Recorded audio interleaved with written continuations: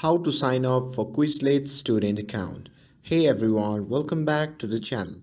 In today's video, I'm going to show you how to sign up for Quizlet on PC. So without further ado, let's get started. So first thing first, open your preferred web browser, and once you have opened it, simply tap on the search bar and type quizlet.com and hit enter. And once the page loads, you can see the option labeled sign up for free. So simply click on that.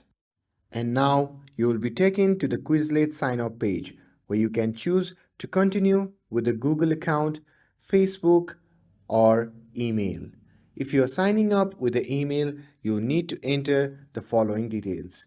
You simply have to enter your birth date, email, username, and password. So for this video, I'm going to sign up with the email.